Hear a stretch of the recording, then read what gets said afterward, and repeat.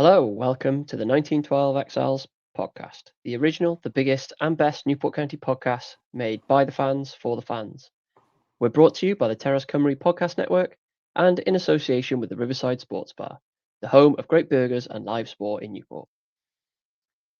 You're here with me on the emergency pod.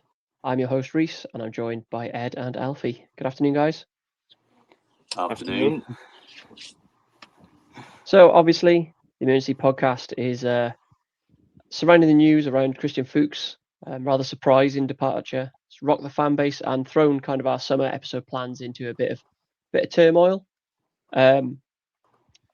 So I guess we'll start with kind of what was your gut reaction when you saw the news? Alfie, I'll jump to you first.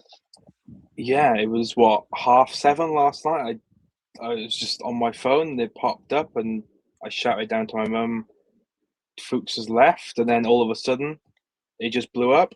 I think I sent voice notes into our WhatsApp group straight away just to try and give my sort of how I was feeling. I think I still feel the same, like just shocked and don't really know what to think because there's so many rumors flying around.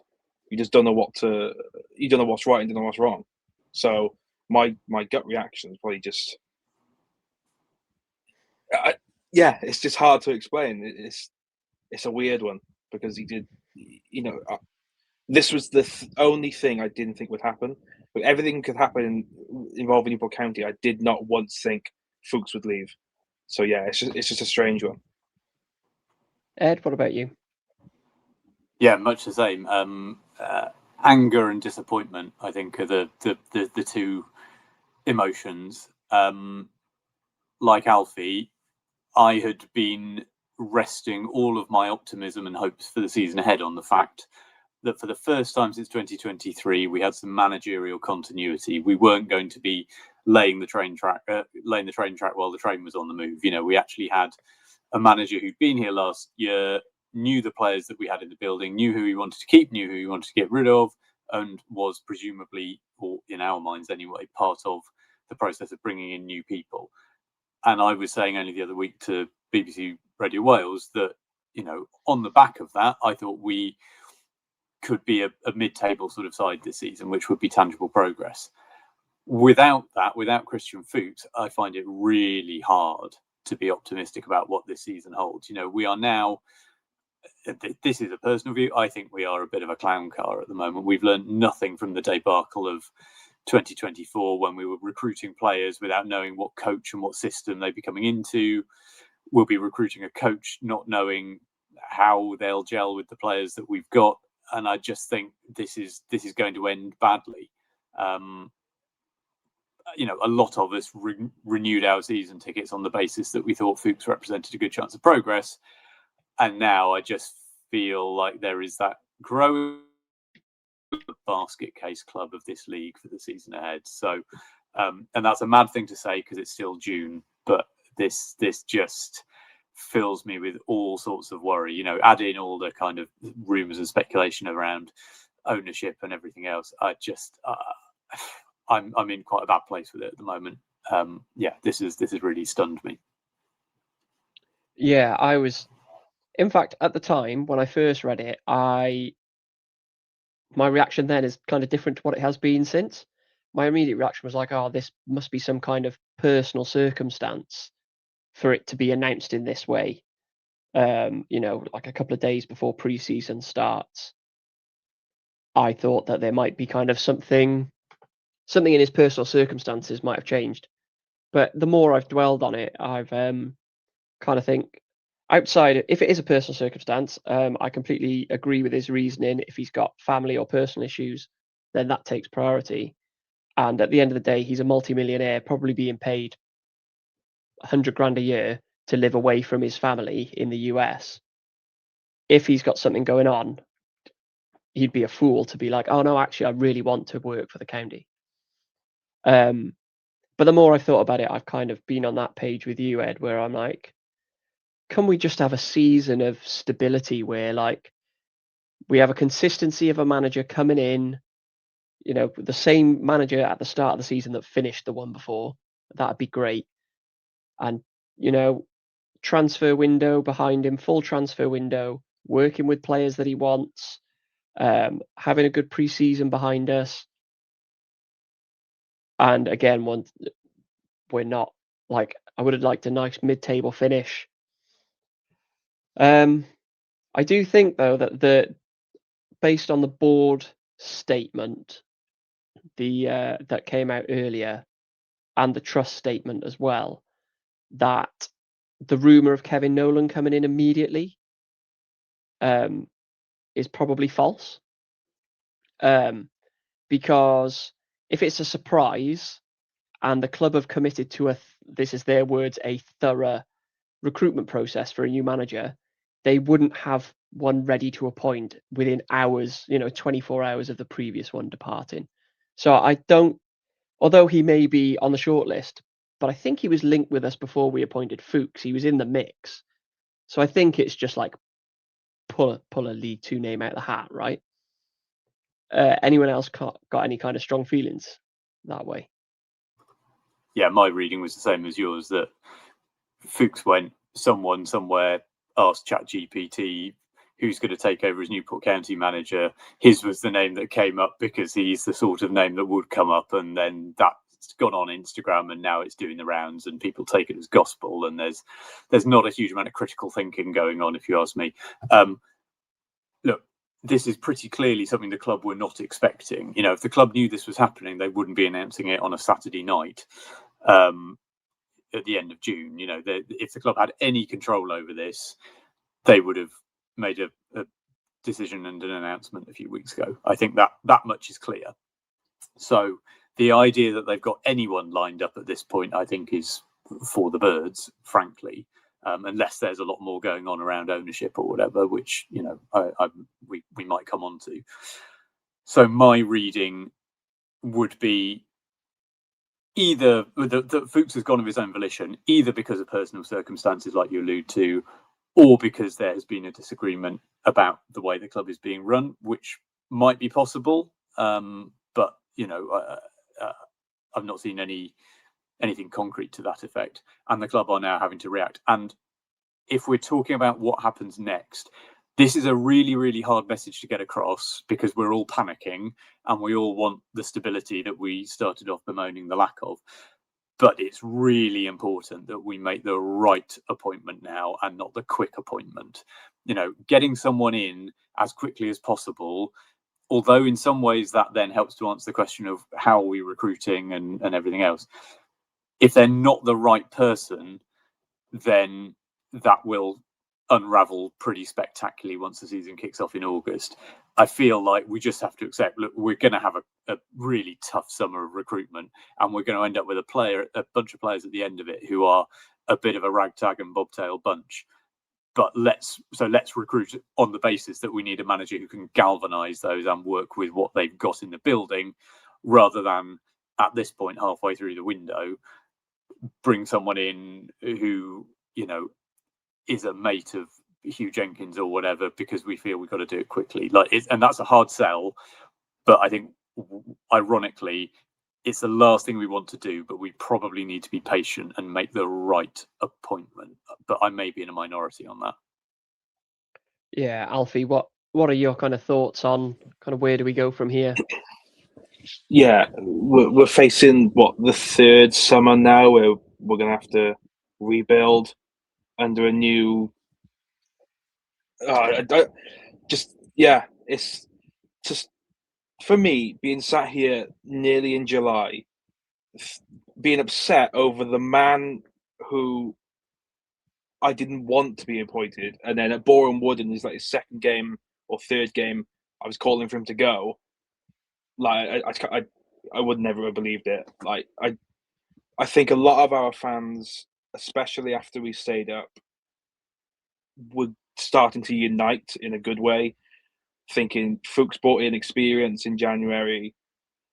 He got us sort of getting results and then playing and then picking up wins here and there. And now we've just been left in this. I don't even know how to describe it. We've just been left aside again for probably an academy manager to come in, meet the players after pre-season has started, get sacked in November, and then the likes of Paul Tisdale, Jimmy Floyd Hasselbank, not Russell Martin because he's at Leicester, but the usual League Two casts of managers looking for jobs being linked, and then we just have another relegation battle. It's annoying. And it's also hard to see where that fits with the Hugh Jenkins model, because the thing that we kept clinging to was that, all right, his first couple of appointments weren't ideal, to put it mildly, but the sense was once he got it right, and broadly at Swansea he appointed quite good managers. Once he got it right, that person would then be given the resources and given the time, and that's when we'd start to see the improvement. And for whatever reason, that happened, and then they've left very quickly afterwards, and now we're back at the start of that cycle again, spinning the roulette wheel of managers. And I do not want us to be the sort of club that goes through two managers every season. I mean, it just feels like we are going to be circling the drain again. And what sort of manager would want to come to a bottom of the EFL club, who have had like 4 now permanent managers in 3 or 4 years? If I was a manager, I wouldn't want to be like, I'm going to be there 6 months and either I'm going to walk because something's happened behind the scenes, or after 3 games they're going to want me gone, or so I honestly do not know who's going to step up. Going back on the Nolan rumour, I just think that's made up. Like, it's just he's managed at this level before, but that came from an exclusive source which was posted on Instagram, and then now the source is it's either Nolan or a unknown foreign manager, so they're already backtracking. So this time of year with every room, this last weekend with all these rumours that are flying around, you just don't know what to believe, and it's just frustrating because I was looking forward to this season for the first time in about 3 years. Yeah, that's a good point about who might want to join as well, because Ed's kind of already alluded to it with the rumours around changing ownership. If you're a manager looking at the club and you're like, well, I don't really know what's going on with the ownership, I don't really know what's going on with the club in general, we do look like a bit of a basket case, and that's the concern, isn't it? But yeah, I guess we should talk about the ownership situation, because it's been in the news this week. And there's obviously a lot of rumours flying around. I personally hope that this guy comes nowhere near the club. If you do a little bit of digging around him, there's a number of red flags. And I need to be conscious what I say in case we get sued. If I say anything that is baseless and defamation. But there are certain red flags, aside from his tan and his teeth, that make me deeply, deeply concerned over the kind of character that he might be. The danger is that in a position like the one we're in, and it's been added to by the Fuchs departure, that people say, well, things can't possibly get any worse. They can. They really can. I mean, you don't need to look far into even Newport County's own history to see they definitely can get worse. So just like we've got to have cool heads and make the right decision about the manager, we need to be really skeptical, not negative, but skeptical about anyone who comes in wanting to take over this football club. And this guy, Nick Beddis, I have yet to read a single thing which makes me like him, respect him, or trust him. Now, that might be because I'm being overly skeptical, but I think a bit of healthy skepticism is much needed. And I know there are people who are digging into his CV, and I'm sure there will be write-ups of that over the coming weeks if there is anything to these rumours, and there may not be. But I think we need to keep a lot of healthy skepticism going, because like you, Rhys, there are lots of things that immediately strike me as being massive red flags. Yeah, Alfie, have you have you got anything to add on kind of the ownership situation? Bearing in mind we don't want to get sued. No, I don't want potentially another staff member at the club having disliking me. So I'm not going to speak too much on him and whatever, because if he does take over, he might come in and throw loads of money at us, and we might fly out the leagues, and everyone will love him. But yeah, I think there's more chance of me doing that, winning the lottery and everything. But yeah, it's just a strange one, because when Hugh Jenkins took over, a lot of the fans were saying he's going to take us up the leagues, he's going to do this and that. And when this story broke this week of this new investor, whatever he is, I saw the same sort of comments. And if he does take over, and we have a similar season to last season, people will be chanting "We want Nick out," or whatever his name is, and go on from there. So yeah, I went to the marketing event, fixture release event on Thursday, and everyone there, Chris Todd and Christian Deutsch, this like a quick chat with Sam on the stage, and they were saying, "Oh yeah, we're looking forward to working with Christian." So I think it probably is like 99% true that it's a shock to everyone. But yeah, is this something to do with this potential investor? There's also rumours that Fuchs has stepped down to invest and buy the club, and it's just, yeah. But no, I won't comment on that in case we get sued. I mean, the only other thing that is worth just adding, sorry, Rhys, that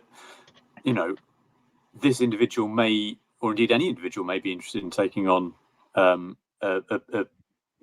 becoming a person of significant interest at Newport County, but under the new independent football regulator, they have to be judged to be appropriate. And though, if you read what is in that test, I'm not convinced that this guy would necessarily get through it. Now, that's a matter for the IFR to decide, but it's not just a question of turning up with a bag of cash and saying, I'd like to take over the club. You've now got to be authorised by an independent body that has very clear and very strict regulations, which is a good thing. It's there to protect football clubs from unsuitable owners.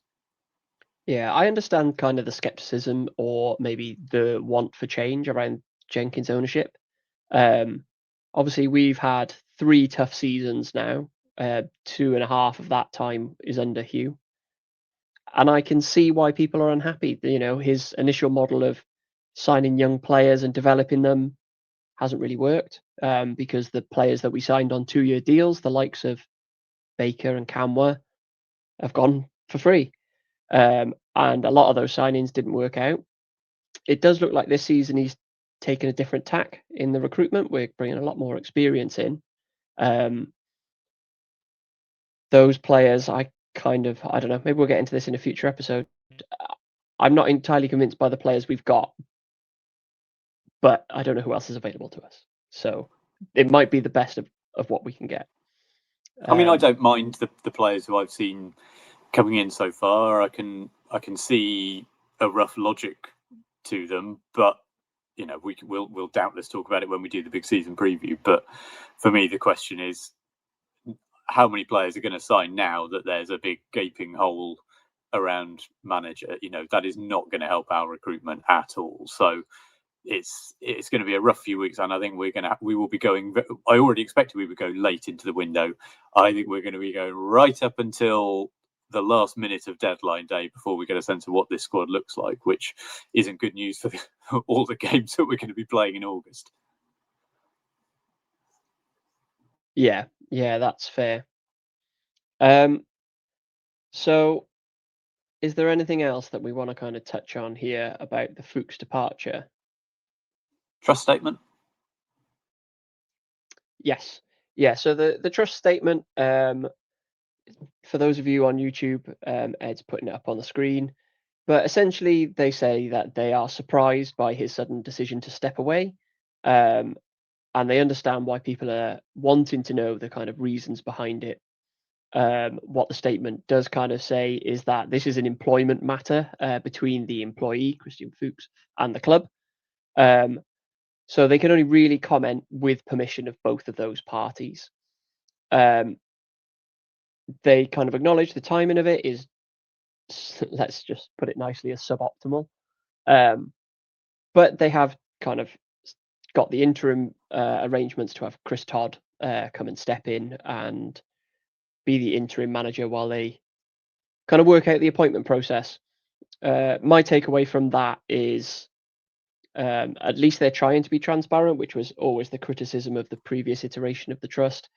And they're basically saying, we can't tell you, so don't ask us. It's kind of what I'm taking away from that. It is between kind of those parties and it is private. So it would be kind of inappropriate, really, for the trust to comment without the permission of those parties. Anyone else got any other big takeaways from that?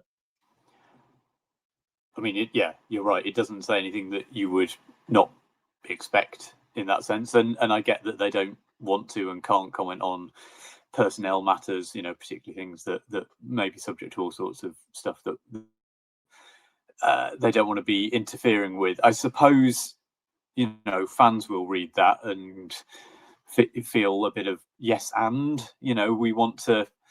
we're all desperately clutching at straws and reading all sorts of rumours, and I think it's really important that we do get some clarity about, well, look, if Fuchs has gone and and he's made that decision, then fine, we'll find out the detail of it, a few years down the line. But in terms of the here and now, what's the plan at board level amongst Mr. Jenkins and the trust, and the staff the coaching staff that we do have in the building, to try and get us through the next 3 or 4 weeks? If we're going to have this full recruitment process, let's say, for sake of argument, that takes 3 weeks. Okay, how are we going to get through the next 3 weeks? We've got some friendly matches. There are going to be players whose signings are at different stages of completion. How do we make sure we don't lose ground at this time? That, I think, is the thing we probably need some clarity on in the next couple of days, so that people can see, right, we've been thrown into this situation. There's been the initial shock. Here's the short-term plan, and it's the short-term plan that I think is where we next need some detail. Yeah, that's fair. I guess a lot of that kind of player negotiation stuff is happening at the chairman level, based on previous years, that the recruitment was heavily done by Mr. Jenkins and kind of a recruitment team rather than the manager. And then, we just have to wait until players are back in the building this week, aren't they? So we'll have to see how that shakes out. Yeah, when I saw the news last night, I was thinking Hugh Jenkins has to come out now and put a statement out and everything. And after the hours went on, I was like, okay. I didn't expect the trust to put a statement out today. I know it's not what everyone probably wants to hear, because I've already seen comments on the infamous county chat on Facebook saying, we already know this, tell us more. Like, it's like when we had Hugh Jenkins on here, people are always going to be unhappy because we didn't ask him, why are you so shit?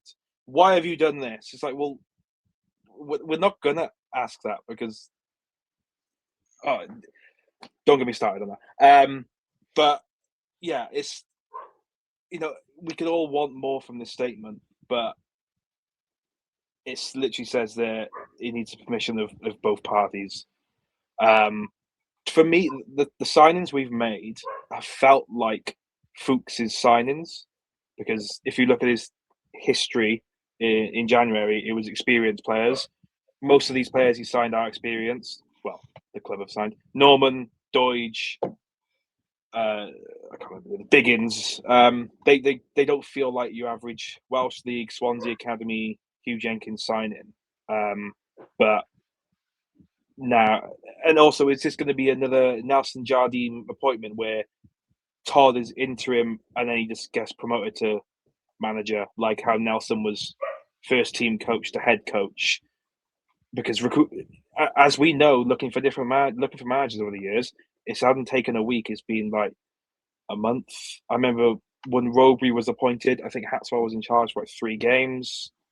And And then the Graham Coughlin one, that was quite like sharp. It was straight away. But if I was a player and I'd been in talks with Newport, or I'd been in talks with like an Eastleigh in non-league, Eastleigh have got a manager and a setup. We haven't got a manager. We haven't probably got a proper setup. I would rather go with the more structured club than a club which is probably going to face relegation battle again. Yeah, the other signings we've made, kind of a sort of prove it signings, aren't they? We got Dan Sassy, Yaha Bamba, and Shaquille Gwengwe. So they're kind of on prove it deals, aren't they? So Bamba's come from Forest Green. Shaq's come from Poole Town, just down the road from where I'm recording, because I'm at my mother-in-law's. So and then I forget where Dan Sassy's come from, but they're all asking. Well, he was on loan from Blackpool to Altrincham, and it was at Altrincham where he played pretty much every league game last season. Yeah, so having to make a step up, really, to League 2 level. So yeah, those guys are kind of prove it, but then, like you said, they're Alfie, likes of Norman, Biggins, Doige, they're experienced players. So I think that kind of reflects what Hugh Jenkins said in his interview with us, that he's kind of learned the lesson that kind of having a core of strong professional personalities are quite important to the club. And he specifically referenced Cam Norman in that interview, and then he's gone out and got him. If he goes out and gets Shane McLaughlin, Aaron Lewis as well, Aaron Lewis, I think he will have pulled off a miracle there, because Aaron Lewis played practically every game for Mansfield in League 1 last season. And unless he's willing to take a big hometown discount, I can't see him returning. But those are exactly the sort of players who are probably looking at our situation now and having second thoughts. And like Alfie says, thinking, well, maybe I can earn a bit more, or at least the same, playing for an aspirational conference club. I mean, that's the harsh reality.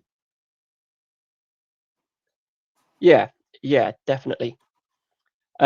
So we'll call it there, unless anyone's got any final points to make.